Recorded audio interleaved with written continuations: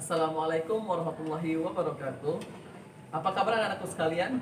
Semoga kalian dalam keadaan sehat walafiat. Nah, anak-anakku sekalian, karena di masa pandemi COVID ini kita belum bisa secara face to face, jadi kita belajar secara virtual. Anak-anakku, jangan bosan-bosan kita belajar dan terus belajar, walaupun dalam keadaan seperti ini. Sebelum kita memulai pelajaran pada hari ini, ada alangkah baiknya kita berdoa menurut agama dan kepercayaan kita masing-masing. Doa dimulai. Doa selesai.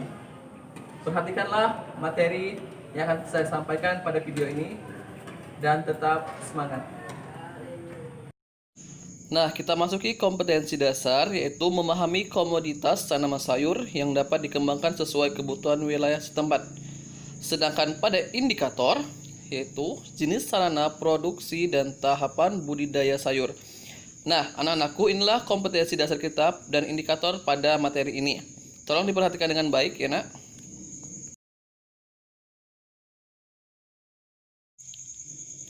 Jenis-jenis tanaman sayur dan bagian yang dapat dimanfaatkan.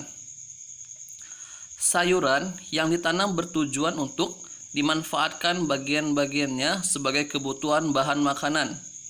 Untuk itu, tanaman sayur dapat dibedakan berdasarkan bagian yang dapat dimanfaatkan untuk dikonsumsi.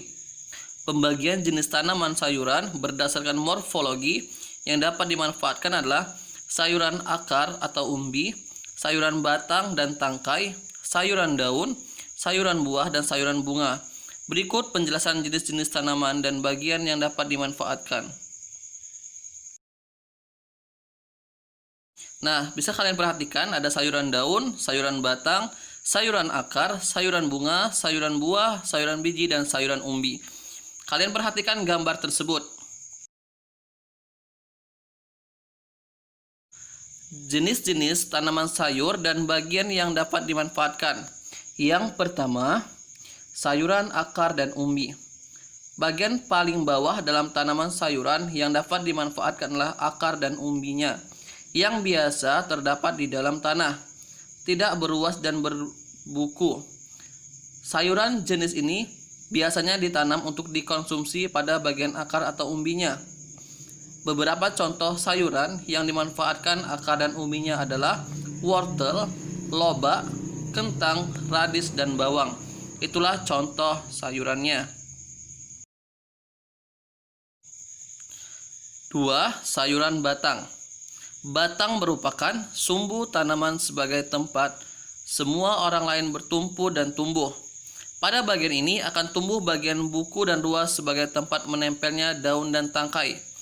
Daun dianggap sebagai perkembangan lanjutan dari batang untuk menjalankan fungsi yang lebih khusus. Beberapa contoh sayuran yang dimanfaatkan batangnya adalah tebu, rebung, asparagus, kailan, dan lain-lain. Nah, jadi itulah contoh sayuran yang dimanfaatkan dari batangnya. Bisa kalian perhatikan dan kalian baca secara jelas.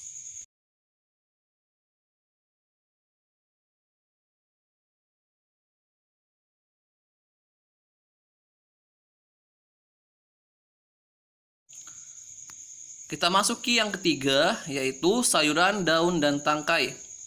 Daun dapat tumbuh dari ranting dan tangkai. Biasanya daun berwarna hijau karena mengandung klorofil yang berfungsi sebagai penangkap energi dari cahaya matahari untuk fotosintesis. Tanaman sayur yang diambil pada bagian daun dan tangkai dapat dimakan langsung sebagai lalapan atau dimasak. Sayuran jenis ini biasanya ditanam di sekitar rumah. Selain sebagai hiasan, juga dapat dikonsumsi. Nah, mau tahu bagaimana contohnya?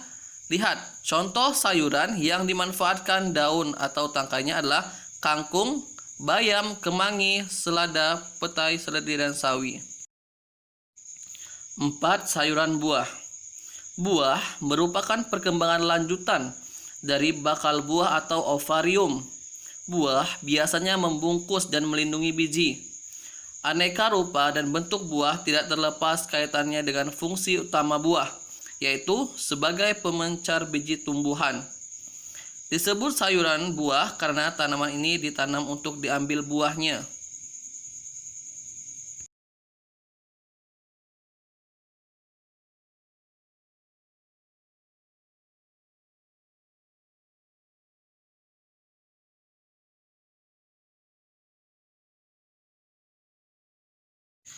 Pada tanaman sayur, buah biasanya sering dimanfaatkan untuk dikonsumsi guna memenuhi kebutuhan nutrisi dan mineral tubuh manusia.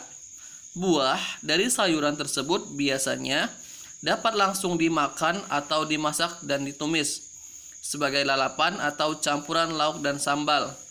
Contoh sayuran yang dimanfaatkan buahnya adalah antara lain buncis, cabai, terong, tomat, labu siam, mentimun, dan pare. 5. Sayuran bunga. Bunga atau disebut juga kembang merupakan alat reproduksi pada tumbuhan berbunga Magnoliophytia dan Angiospermae. Tumbuhan berbiji tertutup. Di dalam bunga terdapat benang sari dan putik.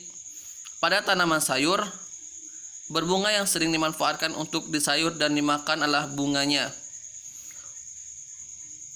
Nah, perhatikan anak-anak, inilah contoh sayuran yang dimanfaatkan bunganya. Adalah bunga turi, brokoli, kobis bunga, tebu, telur, dan bunga kol. Nah, inilah contoh sayuran bunga yang dapat dimanfaatkan.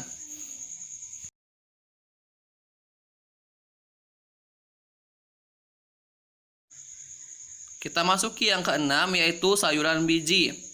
Sayuran biji dan kacang-kacangan memiliki kandungan minyak yang tinggi sehingga sulit dicerna jika dikonsumsi dalam jumlah banyak. Biasanya, sayuran biji dapat dikonsumsi dalam bentuk dimasak atau dibakar.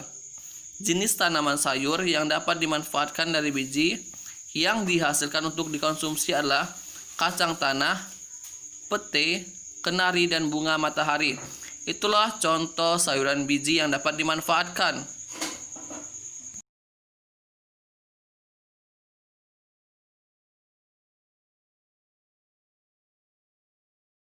Peralatan budidaya sayuran organik yang mesti dimiliki. Yang pertama ada sekop atau cangkul.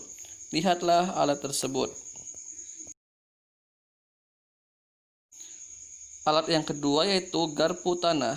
Perhatikan alat tersebut. Nah, yang ketiga alatnya yaitu sarung tangan.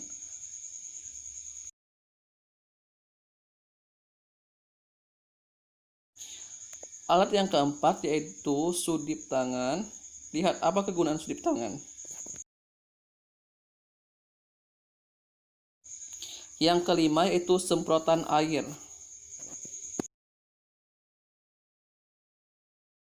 Nah, yang keenam itu ada sprayer. Lihat, apa itu sprayer?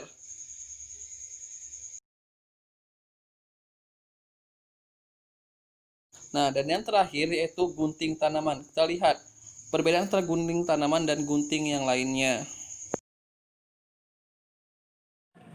Nah, sudah paham kan, Nak, dengan materi yang telah saya sampaikan? Jika kalian kurang paham, bisa review ulang lagi atau bisa pelajari lagi video yang telah saya ajarkan. Sebelum mengakhiri materi kita pada hari ini, ada alangkah baiknya kita berdoa menurut agama dan kepercayaan kita masing-masing. Doa dimulai.